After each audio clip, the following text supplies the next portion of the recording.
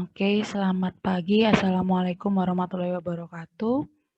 Nah, untuk hari ini saya akan memberikan video tutorial terkait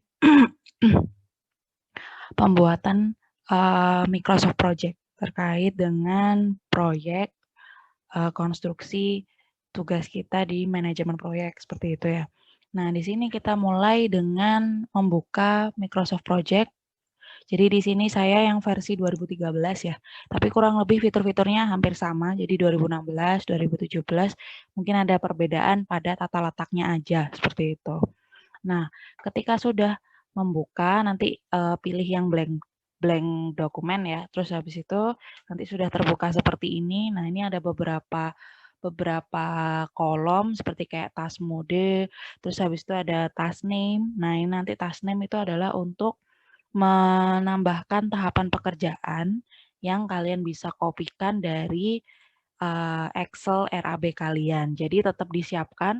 Jadi ketika kalian membuka Microsoft Project, itu tetap disiapkan RAB atau rancangan anggaran biaya yang sudah kalian buat kemarin. Jadi itu kan ada tahapan-tahapannya.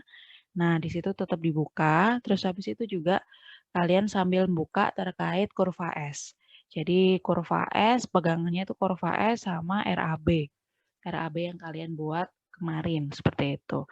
Nah, untuk pertama kali adalah kalian men-setting hari kerja untuk kerja efektif dari proyek tersebut, seperti itu. Nah, di sini kalian bisa pilih menu project. Jadi diklik menu project. Nah, terus kalian bisa klik project information. Jadi silakan diklik. Nah, ini ada start date sama current date. Nah, ini kita coba ganti. Jadi misalnya biar mudah ya, biar mudah kita ganti start proyeknya itu adalah 1 Januari seperti itu. Jadi nanti kelihatan berapa lama durasinya dan sebagainya. Nah, ini kita pilih 1 Januari, terus misalnya current date-nya kita pilih juga di 1 Januari. Oke, nah ini kan project start date ya, jadi proyeknya dimulai pada 1 Januari 2021, misalnya seperti itu. Lalu kita oke. Nah, sudah kita oke. Lalu masih pada menu project. Nah, di sini kita akan men-setting terkait dengan durasi waktu hari kerja itu berapa lama sih seperti itu. Nah, misalnya ini kita sesuaikan aja sama yang ini ya. Nah, ini kan di kurva S itu adalah hari Senin, Selasa, Rabu, Kamis, Jumat, Sabtu. Berarti adalah 6 hari kerja seperti itu. Nah, ini kita buka pada kolom change working time. Nah, ini change working time ya. Kita klik. Nah, di sini tuh ada terkait exception sama work weeks. Nah, di kolom exception dulu. Jadi di kolom exception kita pilih option. Nah, ini kita pilih option. Nah, week starts on. Jadi dimulainya pekerjaan itu adalah kita ambil seperti pada kurva S yang kita gambar ya. Yang tadi adalah hari Senin. Jadi kita pilih hari Monday. Oke, terus habis itu default start time-nya jam 8. Oke, jam 8 pagi sampai jam 5 sore. Oke, ini kita tetap taruh seperti ini ya. Terus habis itu nanti di sini di schedule-nya show assignment units biasanya itu masih kalau default-nya itu masih percentage. Nah, ini kalian ganti ke desimal. Nah, terus habis itu duration is entered in, ini kalian ganti ke days. Lalu work is entered in hours. Jadi kalian ganti jam. Nah, seperti itu. Jadi kurang lebih seperti itu ya. Nanti ini week starts on-nya itu kalian pilih Monday. Jadi kalian pilih hari Senin. Terus start time-nya ini mungkin kita seragamkan aja ya jam 8 sampai jam 5. Nah, terus habis itu di sini show assignment unitnya desimal, terus duration-nya days, dan work-nya hours. Seperti itu. Oke, ini yang di schedule ya. Terus habis itu kita buka yang di display, di kolom display. Nah, oke. Nah, di sini currency-nya masih US dollar. Nah, nanti kan juga sekali kita kan terkait bisa memasukkan terkait RAB, rancangan anggaran biaya, maka dari itu kita ganti dari USD ini kita ganti ke IDR. IDR ya, Indonesia Rupiah ya, kita ganti IDR. Nah, ini akhirnya sudah berganti juga menjadi rupiah, seperti itu. Nah, kalau sudah kita oke, terus habis itu pada kolom workweeks, nah ini pada kolom workweeks, ini adalah untuk men-setting kita pilih details. Jadi silakan dipilih details. Nah, ini ada beberapa ya, ada beberapa hari. Nah, ini karena berhubung pada kurva S ini bisa kita lihat kemarin kita penjadwalannya adalah hari Senin sampai Sabtu, jadi minggunya libur. Nah, ini kita coba select dari Senin sampai hari Sabtu seperti itu ya. Pakai shift terus kita pilih.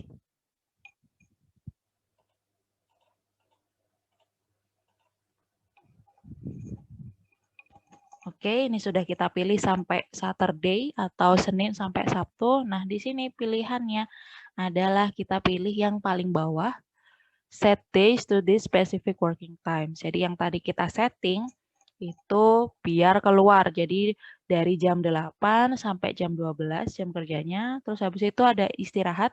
Jam 12 sampai jam 1 itu ada istirahat, makan siang ya. Terus habis itu jam 1 dimulai lagi sampai jam 5.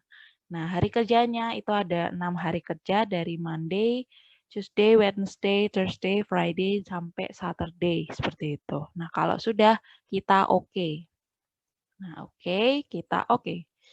Nah, sudah berarti di situ akhirnya nanti akan munculnya dari start week-nya dari Senin sampai ke Sabtu. Sementara Sunday atau hari Minggu itu adalah hari libur. Seperti itu.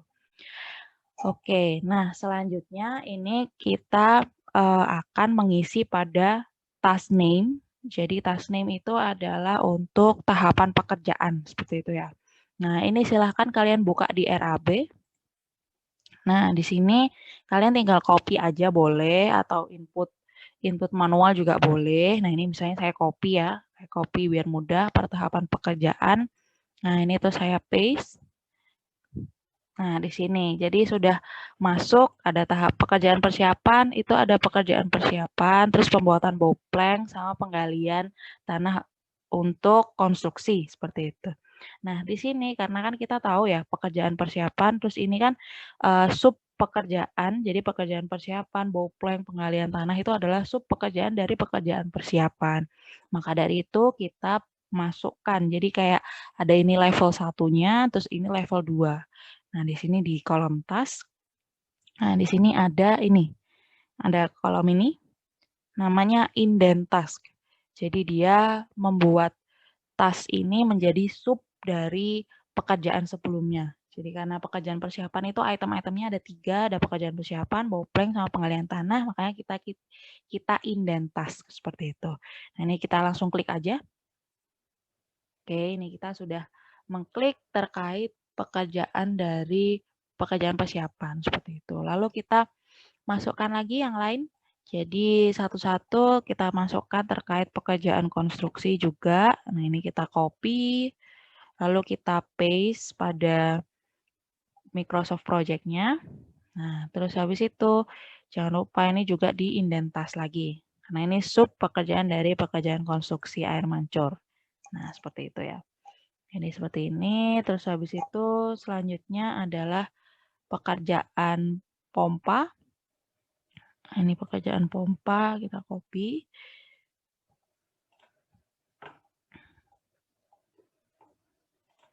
Lalu instalasinya ini kita copy juga.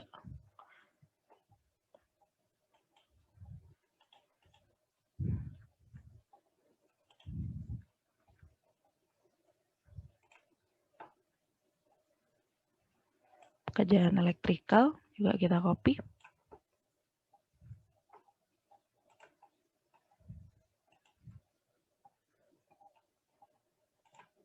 Lalu yang terakhir adalah pekerjaan lain-lain. Nah, ini kita copy juga.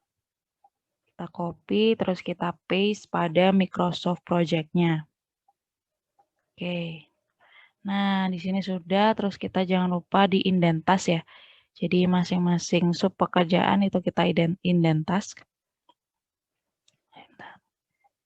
Ini lalu kita indent task. Oke, terus ini juga kita indent task. Nah, ini sudah jadi seperti ini. Jadi dari pekerjaan persiapan, lalu ada pekerjaan konstruksi air mancur, terus habis itu ada pekerjaan pompa, lalu selanjutnya ada pekerjaan lain-lain, seperti itu.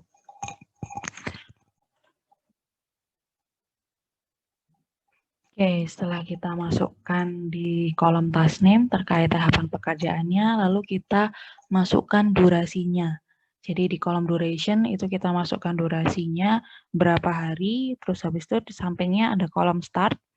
Jadi tadi kita mulai 1 Januari ya, jadi dari hari Jumat itu adalah tanggal 1 Januari itu adalah hari Jumat di sini. Terus finishnya berapa? Nah ini kita masukkan dulu. Jadi silakan dimasukkan, kita buka dari kurva S-nya. Nah ini misalnya seperti ini ya, ini ada pekerjaan persiapan dan utilize, ini bisa kita lihat dimulainya adalah durasinya 1 hari. Nah ini kita pilih 1. Nah terus habis itu kita masukkan startnya adalah berarti hari Jumat. Jadi hari Jumat tanggal 1, maka dia otomatis akan muncul di kolom finishnya adalah hari Jumat juga. Jadi karena cuma 1 hari, berarti ya 1 hari kerja dari jam 8 sampai jam 5 sore. Nah, di sini juga otomatis adalah masuk. Jadi masuk ke kolom Gantt chart-nya. Dan di sini masuk yaitu tahapan pekerjaan persiapan dan utilize merupakan 1 hari kerja di hari Jumat, seperti itu. Lalu selanjutnya adalah bow plank. Nah, ini bow plank kita buka. Nah, ini pekerjaan bow plank itu adalah 3 hari dimulai dari hari Jumat. Nah, ini kita masukkan durasinya 3. Oke, terus habis itu startnya berarti hari Jumat. Nah, ini tanggal 1 ya, berarti kita masukkan dia mulai dari Jumat sampai hari Senin. Karena berarti kan Jumat, Sabtu, terus minggunya libur, terus akhirnya hari Senin selesai, seperti itu. Lalu selanjutnya adalah penggalian tanah untuk konstruksi. Nah, ini bisa kita lihat ini berapa hari, 1, 2, 3, 4, 5. Jadi ada 5 hari mulai dari hari Sabtu. Nah, ini kita masukkan 5. Mulainya adalah hari Sabtu. Nah, seperti ini. Jadi akhirnya dia kan ini dari hari Jumat, terus habis itu dimulai hari Jumat juga, tapi dia 3 hari kerja, terus habis itu yang penggalian tanah itu adalah 5 hari kerja dimulai dari hari Sabtu. Jadi akhirnya Gantt chart-nya adalah seperti ini. Oke, terus mungkin kita sedikit masukkan lagi terkait pekerjaan konstruksi air mancur. Nah, di sini adalah pekerjaan pasangan batu kali atau beton. Ini ada berapa hari kerja? 1, 2, 3, 4, 5, 6, 7, 8, 9. 9 hari kerja dimulai hari Selasa. Nah, ini kita buat 9. 9 hari kerja mulainya adalah hari Selasa. Jadi tanggal 5. Nah, jadi seperti ini.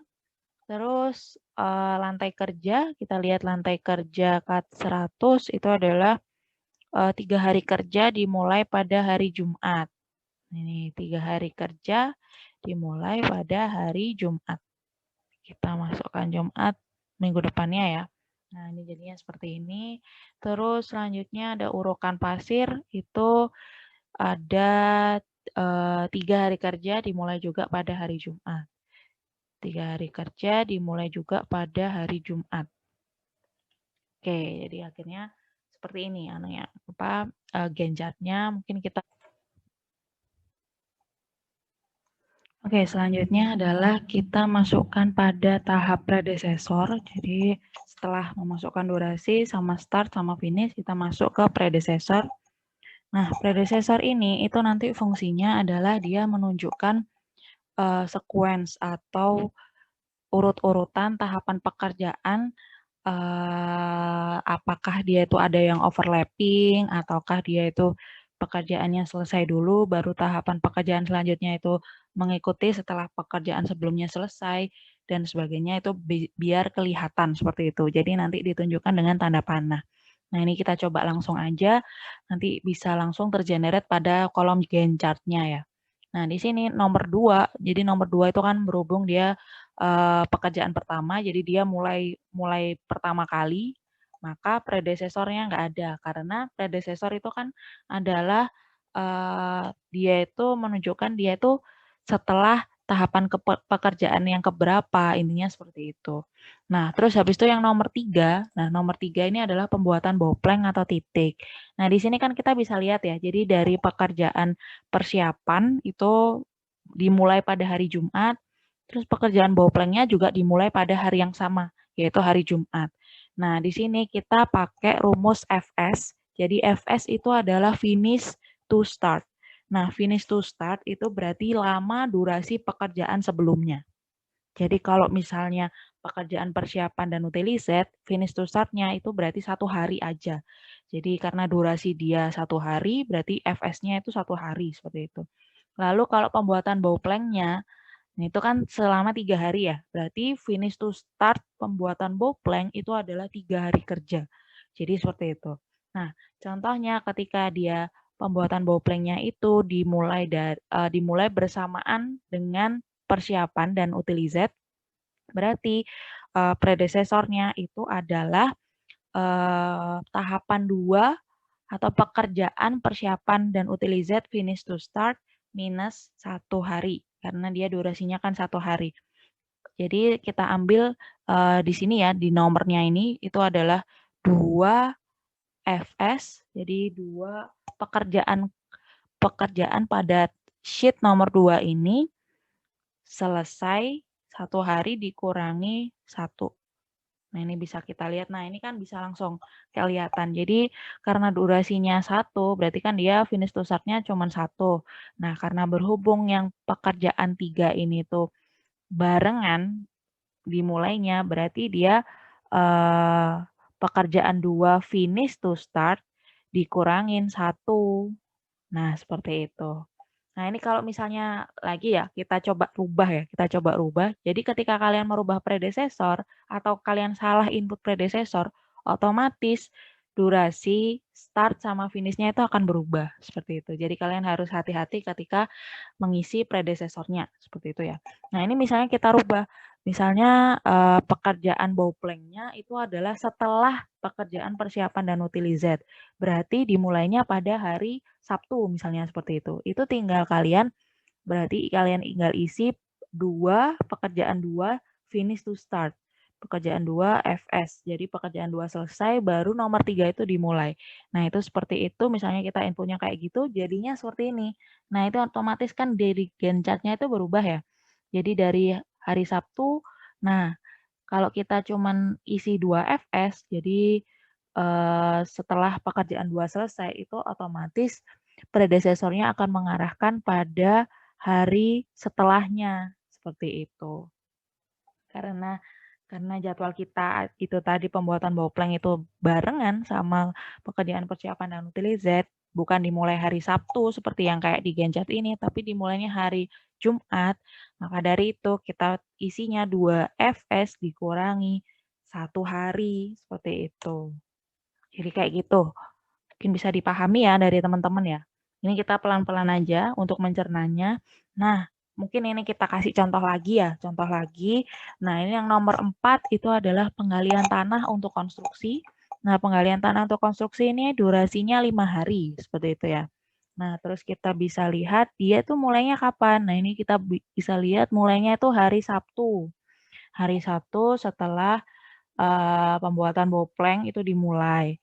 Nah, jadi kita masukkan 3 FS pembuatan bowplank itu kan tahapan pekerjaan nomor 3. Berarti 3 FS berhubung pembuatan bowplank-nya itu 3 hari, sedangkan dia itu dimulai 1 hari setelah pekerjaan bowplank selesai, pekerjaan bowplank dimulai. Nah, ini kita pilih bowplank-nya berarti minus 2 ya, kalau misalnya selisihnya itu 1 hari berarti minus 2. Ini kita bisa lihat. Nah, seperti ini. Jadi kalau misalnya kalian benar, nah itu akan sesuai dan tidak akan berubah pada Gantt chart-nya. Jadi intinya itu ketika penggalian tanah untuk konstruksi, karena Bowplank-nya ini 3 hari kerja, jadi dari Jumat, Sabtu, sampai Senin, ini minggunya libur loh ya, minggunya libur makanya di coklat-coklat ini. Nah ini kan Jumat, Sabtu, sampai Senin. Nah sedangkan penggalian tanahnya itu dimulai hari Sabtu, maka dia adalah 3 FS, jadi tahapan pekerjaan yang ketiga finish to start dikurangin 2 hari karena dia masih kan dikurangin hari Senin sama Sabtu. Nah, akhirnya dia dimulai pada hari Sabtu. Jadi gitu. Mungkin bisa dipahami ya sampai sini ya. Oke, kita kasih contoh lagi. Jadi kasih contoh lagi yang pekerjaan pasangan batu kali pecah. Misalnya seperti itu. Nah, ini pasangan batu kali pecah ini kita mulai setelah penggalian tanah untuk konstruksi. Kayak gitu ya. Nah, di sini karena penggalian tanah untuk konstruksinya itu adalah 5 hari, jadi mulai dari Jumat, Sabtu, Senin, Selasa, Rabu, Kamis, seperti itu. Nah, sedangkan yang pekerjaan pasangan bata itu dimulai pada hari Selasa. Nah, itu dimulai pada hari Selasa. Nah, ini berarti kalau dari hari Kamis, Rabu, Selasa, itu berapa hari berarti kan? Kita tinggal kurangin aja. Nah, ini berarti dari 4 FS, jadi 4 FS adalah pekerjaan nomor 4 finish to start dikurangi, ini kan ada 9 hari ya, dikurangi 3. Misalnya seperti itu. Nah, akhirnya seperti ini jadinya. Jadi, dia dimulai pada hari Selasa. Jadi dimulai pada hari Selasa, setelah pekerjaan nomor 4 itu selesai dikurangin 3 hari. Nah, itu kurang lebih seperti itu. Terus kalau misalnya ini kita lihat nih, yang di lantai kerja K100. Nah, ini kan ada 3 hari kerja ya. Jadi 3 hari kerja di lantai K100 itu, nah ini dimulainya hari Jumat. Nah, terus dia dimulai setelah pekerjaan pasangan batu kali pecah.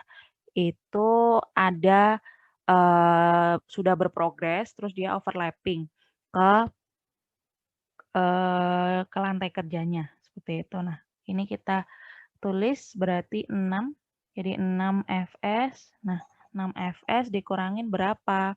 Jadi kita bisa lihat ini kan dia dimulai dari hari Selasa ya, Selasa, Rabu, Kamis. Nah, ini Selasa, Rabu, Kamis. Itu sudah jalan 3 hari. Nah, sedangkan dia itu totalnya itu adalah 9 hari. Nah, ketika 3 hari jalan itu dimulai lantai kerjanya. Berarti 6 FS minus 9 kurangi 3 berapa? 6. 6. Nah, ini seperti ini.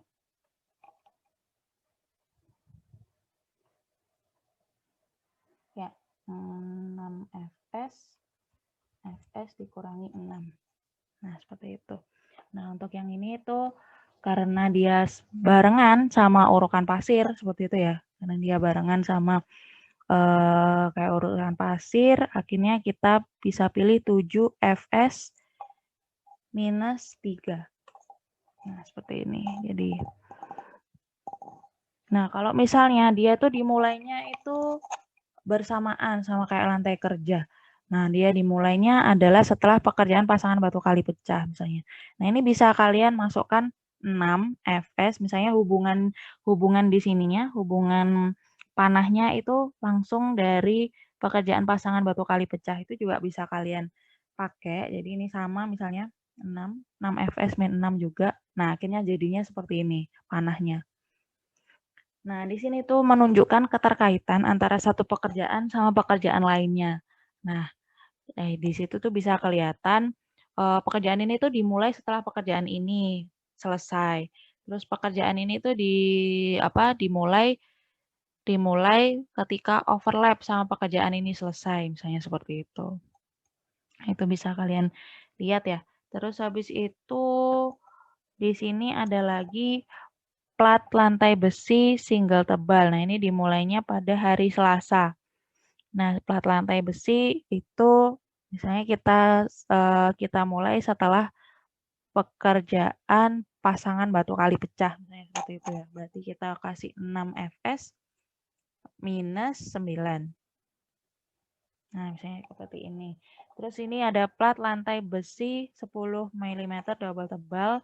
Nah, itu kita masukkan juga 6 fs minus 9. Nah, ini karena hubungannya adalah seperti ini. Nah, nanti coba kalian rumuskan sendiri antara hubungan satu pekerjaan dengan pekerjaan lainnya. Nah, itu bisa kalian masukkan ke dalam predesesornya. Intinya adalah dia itu akan menunjukkan keterkaitan antara pekerjaan satu dengan pekerjaan lainnya. Terus juga pekerjaan apa yang harus selesai dulu, baru pekerjaan lain itu dimulai, misalnya seperti itu. Nah, itu bisa kalian masukkan pada kolom predesesor. Jadi seperti itu ya. Oke, ini untuk predesesornya. Nah, selanjutnya adalah kita memasukkan terkait dengan resource. Jadi resource, nah ini kan ada resource name.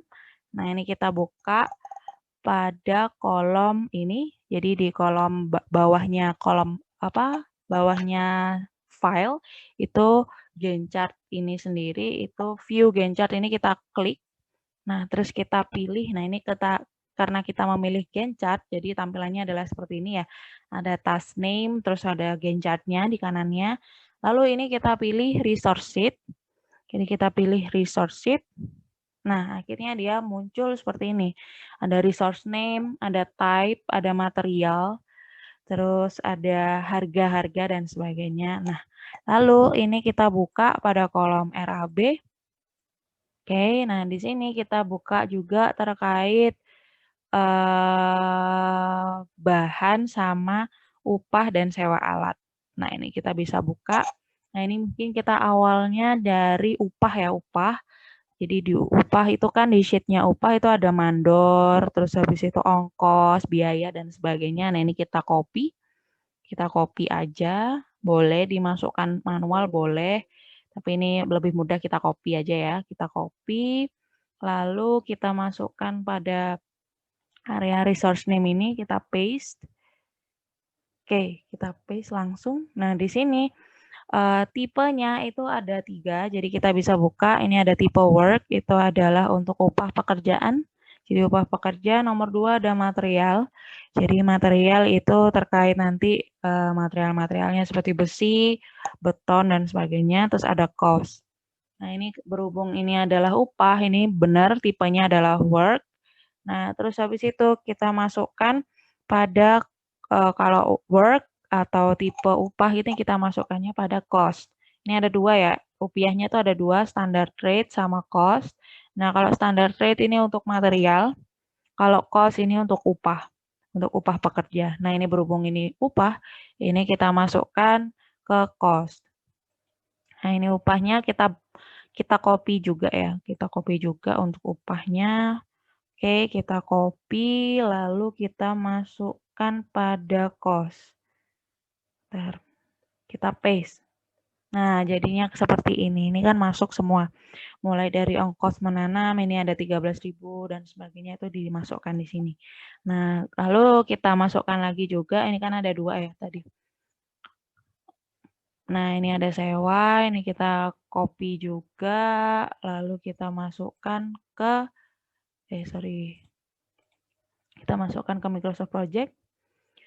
Kita masukkan lagi, bentar. Nah, ini kita masukkan harganya. Oke. Nah, ini harganya, kita paste. Oke, ini sudah.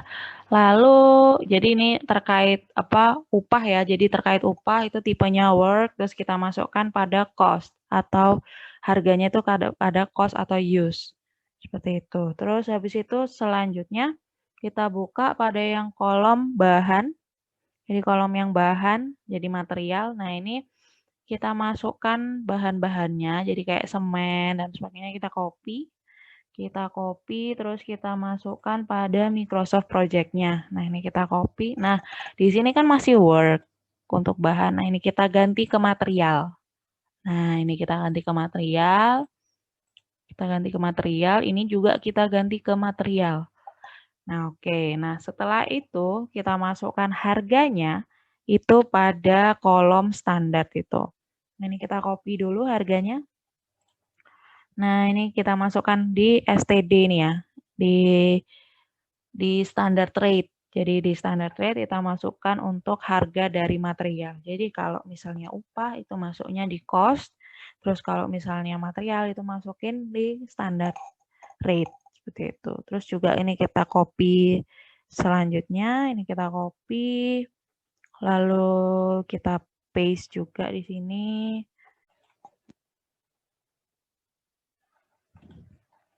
Oke, kalau sudah dimasukkan semua terkait dengan upah dan materialnya, lalu kita kembali ke Gantt chart-nya ya. Jadi ini dibuka di bawahnya kolom file, terus kita kembali lagi ke Gantt chart. Nah, di sini. Nah, setelah itu kita coba kita coba isi di resource name. Jadi kalau kita sudah masukkan tadi upah sama material itu akhirnya akan bisa masuk pada kolom resource name. Jadi yang kita masukkan tadi itu di resource name, ini kita klik tombol panah ke bawahnya, nah itu akan masuk data-data yang sudah kita input tadi, mulai dari kayak tukang batu, sopir, sewa, pipa, dan sebagainya, mulai dari upah sampai material. Nah, di sini tugas kita adalah memasukkan, jadi memasukkan apa aja yang ada pada tahapan pekerjaan tersebut, mulai dari upah sampai material. Nah, itu kita bisa buka pada kolom analisa ya. Jadi pada kolom analisa itu silahkan dibuka. Nah, ini tuh butuh apa aja. Jadi ini contohnya yang pertama penggalian tanah untuk konstruksi. Nah, ini penggalian tanah untuk konstruksi yang tahapan keempat ini.